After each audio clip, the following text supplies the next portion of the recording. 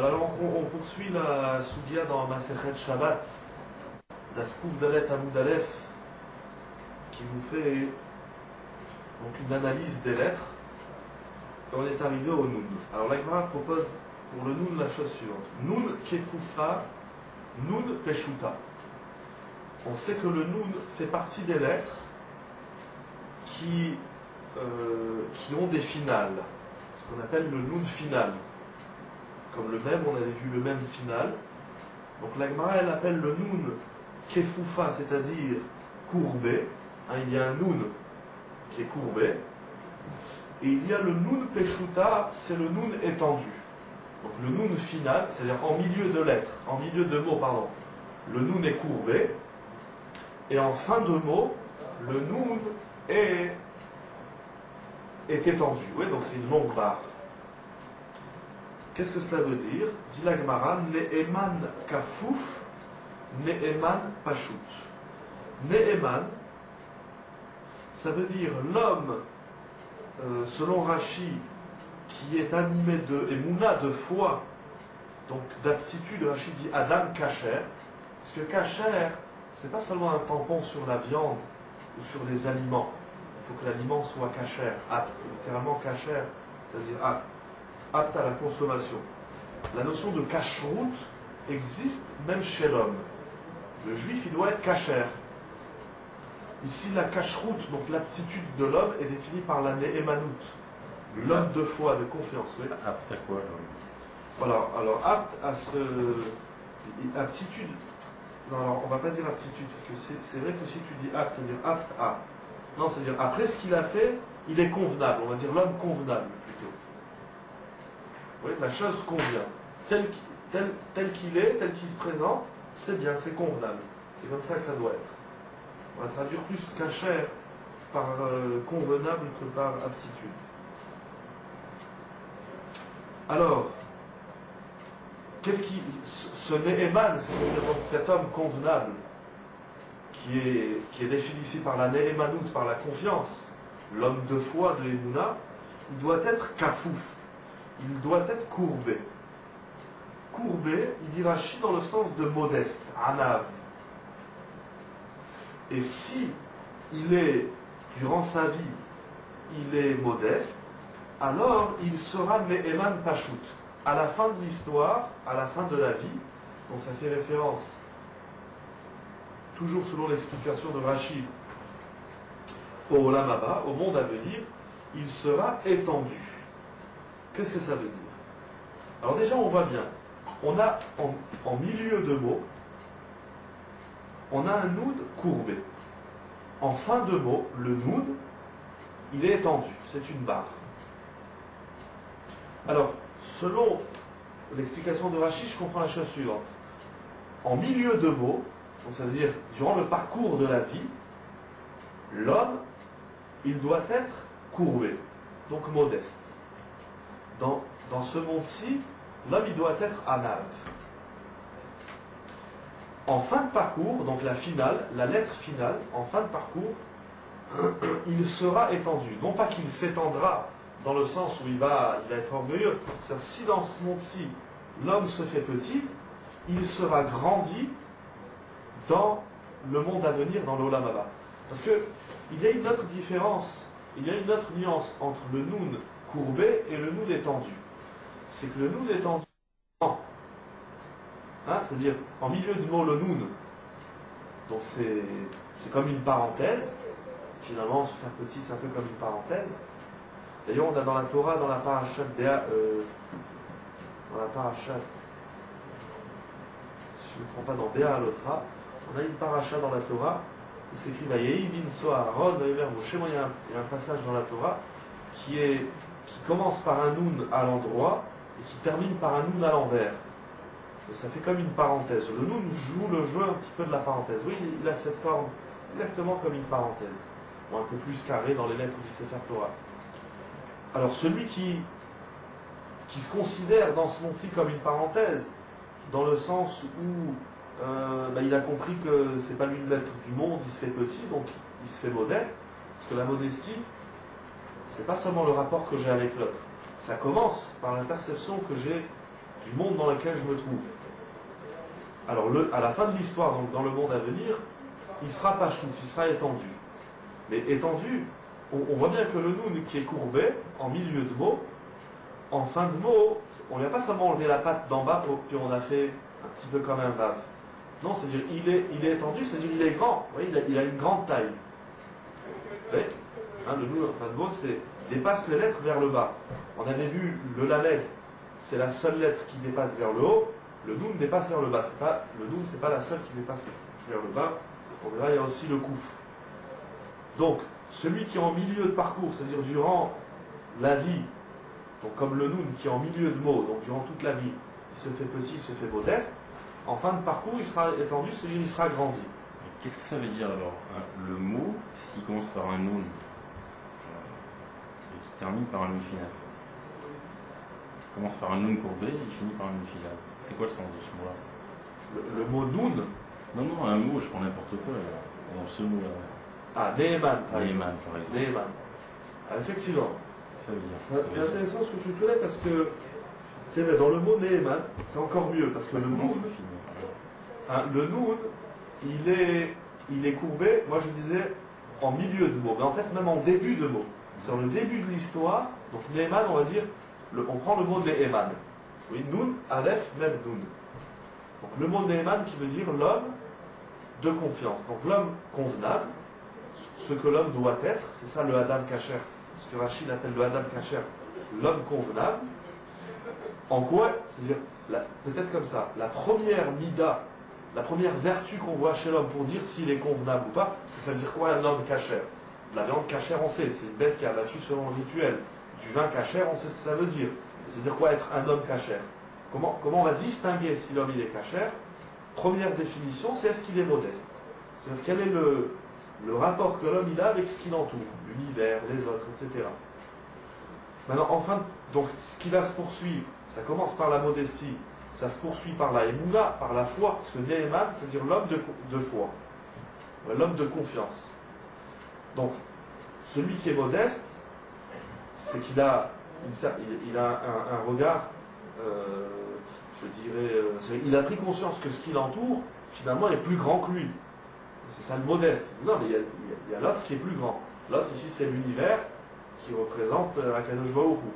Très bien. Et bien, en fin de parcours, Léolam Abba, dans le monde à venir, Akadosh Baruch Hu a dit, puisque tu as su dans ce monde-ci, tu as su me reconnaître, tu as su me grandir, alors dans le Olam Abba, dans le monde à venir, Akadosh Baruch Hu, il dit alors, c'est moi qui vais te grandir. Là-bas, il sera grand. Ok? Ça, c'est pour le nous. Ensuite, la Gemara, elle étudie le Samer et le Haïm. Donc les deux lettres qui suivent, Samer, Haïm. Alors Samer, Haïm, c'est les premières lettres, qu'on appelle les Rachetevot, l'acrostiche de. Donc le Samer veut dire c'est mort, c'est le mot lui-même. Le mot lui-même, Samer, veut dire soutenir, soutien, appui.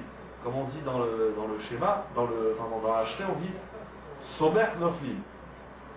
Il soutient, alors ici on parle de l'homme, l'homme soutient le Haïn. C'est quoi Haïn? Haïn, c'est le Ani, le pauvre, Aniyim. D'ailleurs, si on prend le mot, donc encore une fois, la lettre Samer, donc le rond, dans sa calligraphie c'est un rond, le Samer, et comment on le prononce? On le prononce Samer. Donc ça veut dire soutenir. Et alors après on va voir pourquoi c'est un rond, peut-être pourquoi soutenir c'est un rond. Pourquoi l'idée du soutien, c'est-à-dire si on doit dessiner un homme qui soutient un autre homme, alors on va faire un rond, un cercle. On va essayer de voir ça tout de suite. Le mot qui suit c'est Aïn, enfin la lettre qui suit c'est Aïn, et Aïn ça veut dire le pauvre. Alors si on prend le mot Aïn, qui s'écrit Aïn par la lettre Aïn, par la lettre Yud et la lettre Nun, si on inverse le Nun et le Yud, ça fait Ani. Oui, Aïn, Nun, Yud, qui ont formé le Aïn, c'est Ani. Donc soutient le Ani, soutient le pauvre.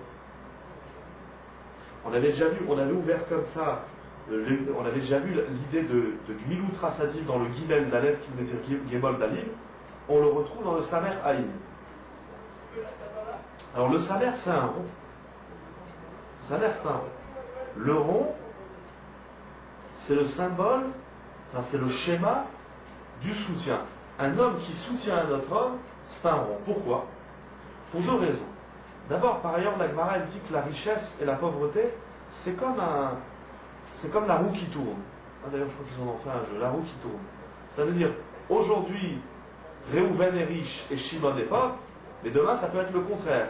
C'est-à-dire, celui qui est riche, il n'a pas la certitude d'être riche toute sa vie, et celui qui est pauvre, c'est pas aussi un état dans lequel il restera toute sa vie. Ça peut changer. La roue de la chance, la roue du mazal, etc., c'est quelque chose qui tourne.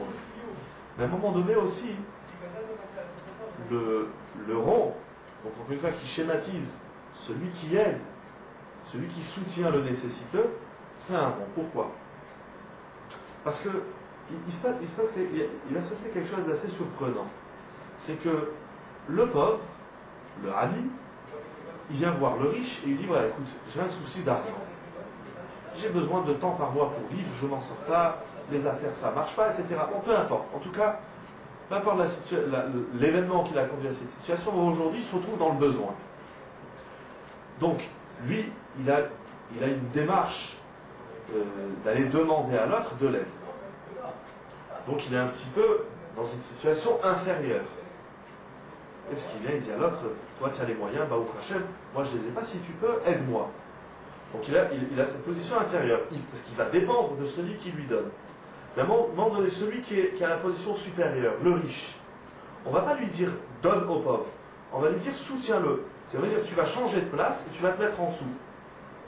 Il y a, d'ailleurs si je ne me trompe pas dans la paracha de cette semaine de Mishpatim, je ne sais pas tous les psukim, et la Torah elle dit, il y a plein de mitzvot dans la Torah, de prêter de l'argent, même de prêter de l'argent, c'est une mitzvah, ça s'inscrit dans les lois de la tzedaka. C'est une mitzvah de prêter de l'argent. C'est même une mitzvah de donner de l'argent. Dans la tzedaka, on avait vu il y a très longtemps dans les premières vidéos, les premiers shiurim, on avait vu qu'il y a la mitzvah de donner, il y a aussi la mitzvah de prêter. Quelqu'un il dit tu ne peux pas me prêter 500 €, je dois payer mon loyer, je n'ai pas encore reçu ma paye, prenne-moi 500 €, je les rendrai la semaine prochaine à la fin du mois, etc. Je fais une mitzvah. Et là, tu aurais dit attention, lorsque tu vas aider celui qui te demande un prêt, tu ne peux pas lui prêter avec intérêt. C'est-à-dire, je n'ai pas le droit de te prêter 500 € et de dire à la condition que tu me payes des intérêts, donc tu me rembourseras 600 €. Ça, c'est assourd. Pourquoi? Alors, on l'apprend par les formulations des psukim, je n'ai pas tous les psukim en tête, tous les méfarchim, mais les méfarchim expliquent, notamment Rav Hirsch, c'est-à-dire, lui, il est dans le besoin. Il lui manque 500 €. Toi, tu viens et tu lui dis, il n'y a pas de problème, je te prête ces 500 €. Déjà, tu l'as sorti de son souci. Ouais, il était la corde au cou, je ne sais pas tous les termes qu'on a inventés pour dire qu'il n'en peut plus. Tu l'aides. Maintenant, tu lui dis, mais attention, il faut que tu me rembourses 600. Mais en lui demandant un intérêt, je l'écrase encore plus. Lui, il est déjà submergé de ses problèmes. Il est déjà, il n'en peut plus. Vas-y, moi, je viens de sortir de la galère, je te prête 500 €. Mais tu sais, je vais t'enfoncer dans la galère, il faut que tu me rembourses 600. Il n'y a pas de logique. Alors la Torah dit c'est assourd. Donc c'est la même chose. C'est-à-dire quand le riche, celui qui possède l'argent, il va aider le nécessiteux, on lui dit attention, c'est pas seulement que tu vas lui donner quelque chose, tu dois avoir un autre esprit.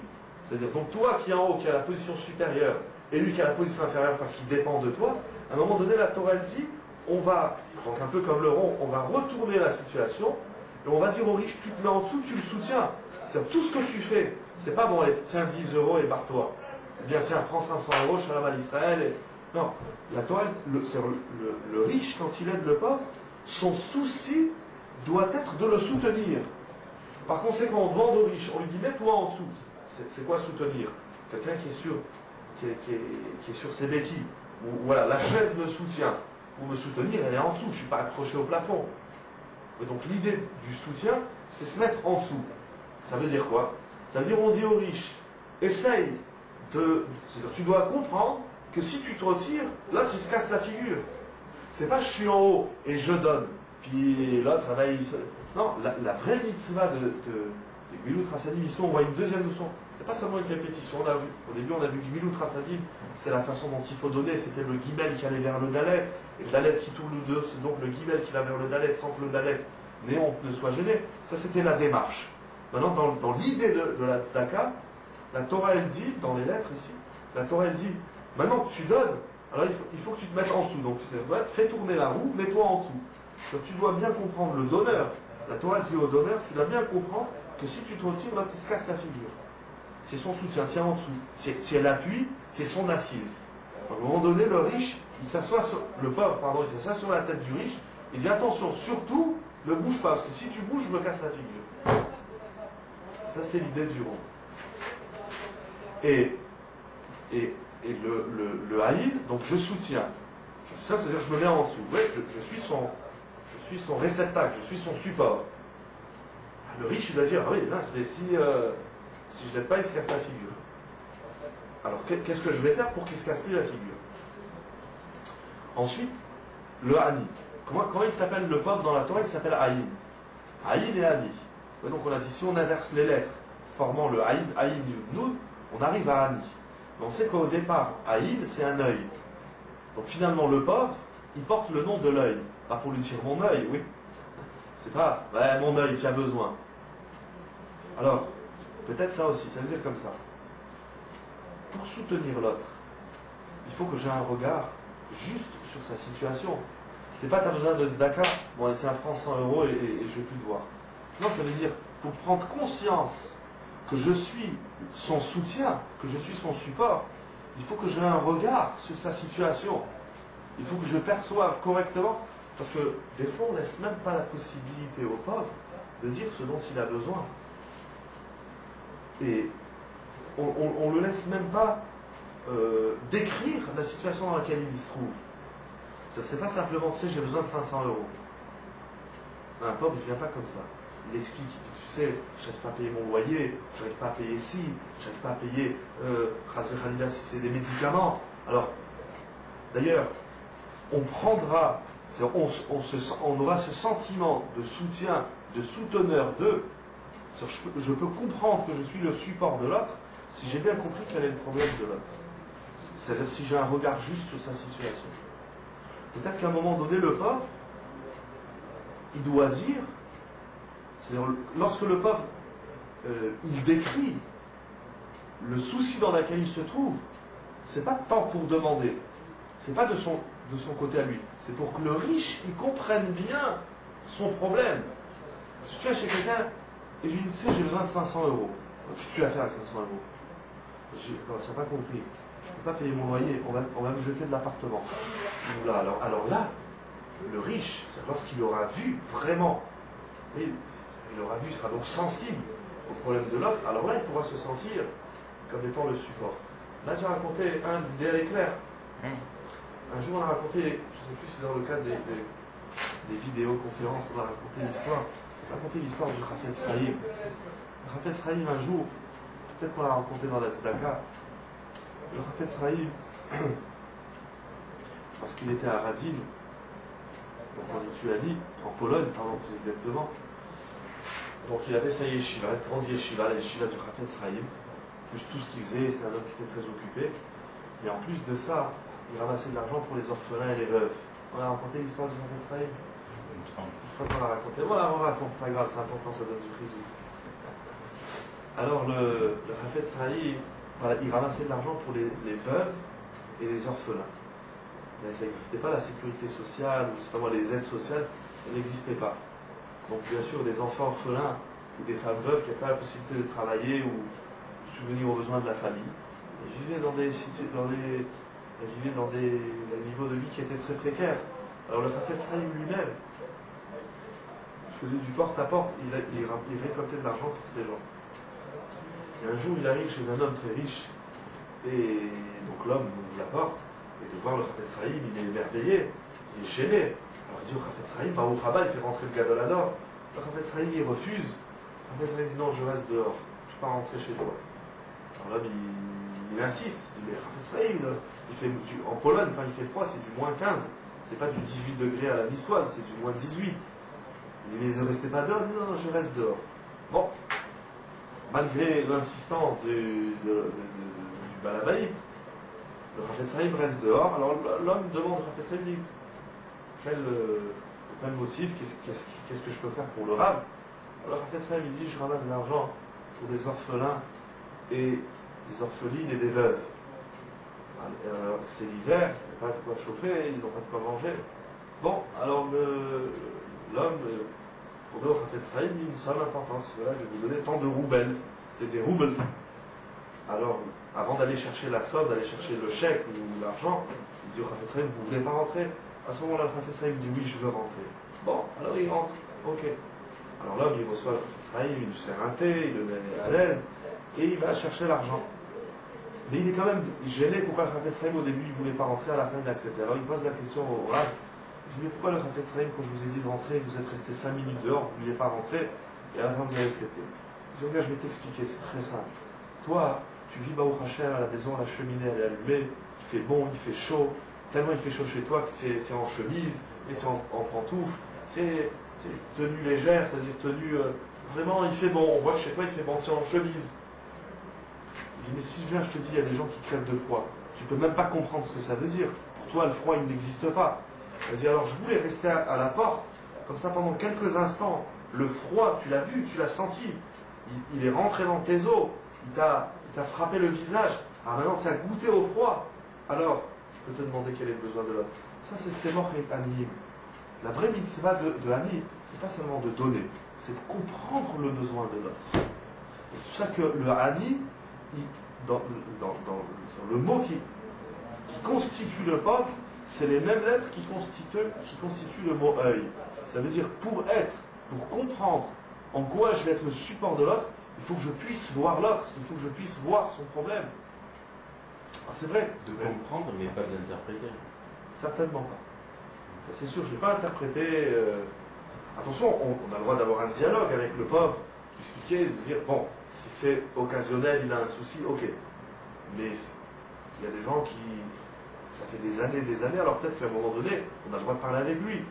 Et encore une fois, comme on a vu dans la mitzvah de la tzedaka, c'est bon, peut-être finalement, le métier que tu fais, si tu ramènes 300 € par mois, ça ne suffit pas. Moi, je vais t'aider à trouver du travail qui va te permettre de toucher un salaire plus conséquent et de subvenir aux besoins de ta famille. Et c'est sûr. Soit il y a des situations où on peut même pas donner des conseils. Barminan, Dieu préserve tout le monde de maladies graves. Il y a des gens qui sont atteints de maladies, ils ont besoin d'argent pour payer les soins, pour payer les frais de médicaments. Donc, ce que je vais lui expliquer quoi? Je veux dire, c'est de sa faute s'il s'est fait écraser par un camion. C'est pas de sa faute. Il est sorti l'autre comme un fou, il a grillé un feu rouge, il a écrasé, ou bien des gens qui s'attrapent des maladies. Qu'est-ce que je vais. De toute façon, ça c'est assourd. Oui, on peut, comment ça dit, interpréter, mais on ne peut qu'interpréter positivement. Veda d'être quoi là, les personnes. Il faut interpréter tout le monde positivement. Maintenant, bien sûr, en même temps, qui s'est posé cette question, là, la elle dit, regarde s'il a vraiment besoin. Parce que là, tu dis, tu sais, j'ai besoin de 500 €, je peux pas, j'ai pas de quoi payer mon loyer. J'ai le droit de lui dire, attends, ton loyer, il est de combien? Là, c'est mon loyer, par exemple, j'ai le droit de l'aider à faire un bilan et comment on appelle ça, Un plan. Voilà, un plan. Il coûte 600 €. Combien tu gagnes? Tu gagnes tant, finalement, tu n'as pas besoin de 500 € pour le loyer. Il te manque 300. Ah oui, mais j'ai besoin aussi de 200 €. Je ne dis pas qu'il faille rentrer dans tous les détails, Mais là, il dit, parce qu'à ce moment-là, il ne faut pas le mettre mal à l'aise. Quand vous allez lui dire, bon, alors, combien tu achètes de viande, de légumes? Ah, mais j'achète pour manger, tu vois bien, regarde le frigidaire, où il est vide, ou bien, il y a assez modeste. Il n'y a pas de. Parce que, donne-moi 500 € pour payer le loyer. S'il va jouer au jeu, ou s'il a d'autres vices, ça c'est assourd de l'aider. Ton loyer, il n'y a pas de problème, je te paye. Donne-moi les coordonnées de ton propriétaire et l'argent je lui donne directement. Et si je lui donne les 500 €, puis il va jouer, ou bien il se goinfre de nourriture, ou je ne sais pas quoi, de loisirs, et il revient une semaine après, il dit, tu ne peux pas me donner 500 € pour les loyers.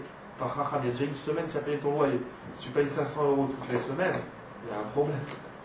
Pour ça aussi, à un moment donné, la halakha, elle dit des roches, il faut faire une recherche. Est-ce que l'autre il est vraiment dans le besoin?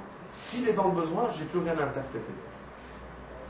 C'est pour ça qu'il y a des gens qui ramassent des fonds, qui ramassent de l'argent, on leur demande toujours des gens qu'on ne connaît pas. Il y a des gens qu'on connaît dans la communauté, mais il y a des gens qu'on connaît. Des fois, il y a des gens qui voyagent, etc. Eh bien, c'est des gens qui sont malhonnêtes. Moi-même, j'ai été confronté à ce cas-là un jour.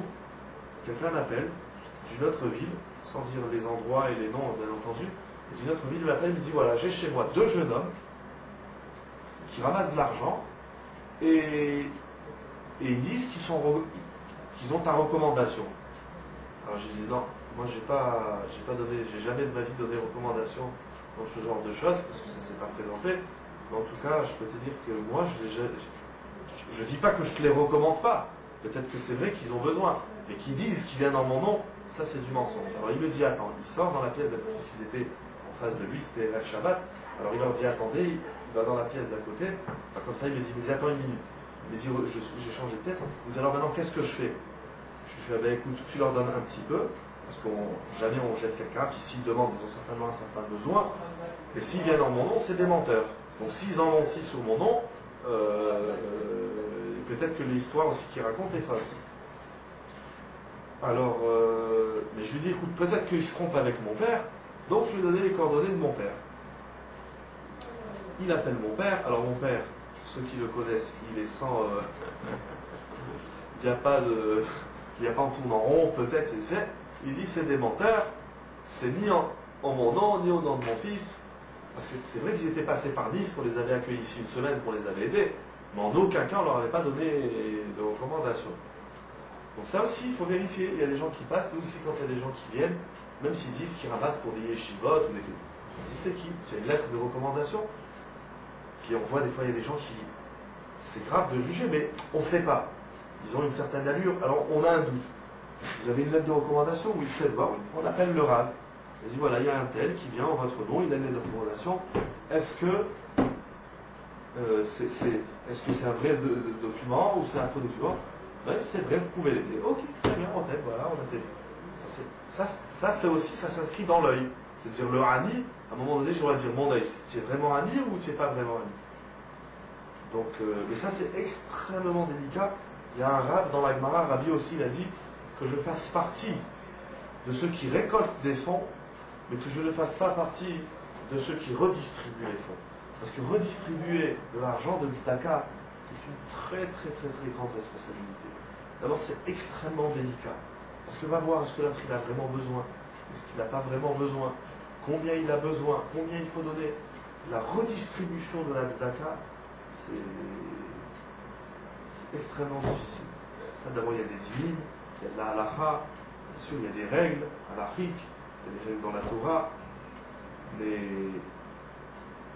parce qu'on a vu, je sais, il y a beaucoup d'histoires, notamment, mon père il raconte toujours qu'il est venu le voir un homme vendredi, Erev Shabbat, un homme qui paraissait vraiment dans le besoin.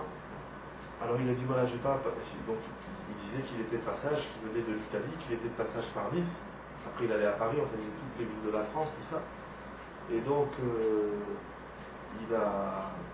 mon père il a dit bon, je veux bien t'accueillir le Shabbat, donc il a dormi à la Yeshiva, mon père il l'a accueilli pour le repas. Les repas de Shabbat. Et ce type, durant tous les repas, il racontait son histoire à mon père et il se mettait à pleurer, et vraiment avec des larmes, il pleurait. Et mon père il a dit, je te promets, je vais t'aider, ne t'inquiète pas. Je ne sais pas, à un moment donné, il a dit une chose, mon père, ça lui a fait un tilt. Motsei Shabbat, bon, il a dit, je vais t'aider, ok, il a aidé. Bon, il est parti, mais il a eu quand même, à un moment donné, un soupçon sur le bonhomme. Donc comme il disait qu'il venait de l'Italie d'une certaine communauté, il a appelé le Rav. Il a dit, Rav Bergi, vous vous êtes fait rouler, c'est un menteur. Il a dit, mais il pleure. Et il a dit, il pleure chez tout le monde, mais c'est un menteur. Bon, le Rav ici, en connaissance de cause, il le connaissait. Alors il lui a dit, et tu t'es fait rouler sur toute la ligne. Non, c'est-à-dire, il faut être très vigilant. On avait ici aussi, bon, enfin des histoires comme ça, il y en a beaucoup. Et malheureusement, les gens qui sont malhonnêtes, ils causent un tort énorme à ceux qui sont vraiment dans le besoin. Parce qu'après, ceux qui sont dans le besoin, ils viennent, ils disent j'ai besoin de dire, ah, toi aussi tu es un menteur. C'est pas parce que l'autre c'est un menteur que moi je suis un menteur. Alors, à cause des. Parce qu'il y en a qui en ont fait un métier, puis il y en a qui n'ont pas besoin, il y a des voleurs. Malheureusement, ça existe. Il y a des voleurs. On avait ici aussi quelqu'un qui était de passage, il a fait aussi le tour de la France. Il est venu à Nice, et il allait chez tout le monde, il dit voilà, je suis en train d'écrire un livre, sur un regard comme ça sur le monde un peu philosophique. Et il venait comme ça avec quelques ébauches de son livre, enfin avec quelques pages. Il disait voilà, c'est mon livre. Il ramenait des références Torah, donc c'était en même temps un livre de Torah. Donc le livre lui coûtait de l'argent. Et donc il empruntait. Il allait chez tout le monde, il empruntait des sommes assez importantes. Il y a des gens qui lui prêtaient, dans le temps c'était en francs, des gens qui lui prêtaient 5 000 francs, d'autres qui lui prêtaient 10 000 francs. Et donc quand il est arrivé, les gens ils l'ont senti plus ou moins sérieux. Donc il y a des gens qui lui ont donné des sommes assez conséquentes. Moi quand il est venu me voir, bon lui c'était pas très difficile au quart de tour de voir qu'il n'était pas sérieux. Mais moi je lui dis je te prête pas d'argent, si tu as besoin je te donne un peu. De toute façon moi je suis pas millionnaire ni milliardaire, je peux pas te prêter. Et sur lui aussi on s'était renseigné, donc il dit qu'il venait d'une communauté, on a appelé la communauté, les gens là-bas ils ont dit oulala, vous savez, ça fait des années qu'il emprunte de l'argent à tout le monde, et ça fait des années qu'il dit qu'il va écrire un livre, et ça fait des années qu'il sont venus, il n'a pas vu l'ombre du jour, etc. C'est dans une très attention. Donc ça aussi, c'est mort haï. Le Hani, il est appelé l'œil, parce qu'à un moment donné, il faut voir si ce qu'il demande, c'est correct. Donc c'est dit aussi bien du côté positif que négatif.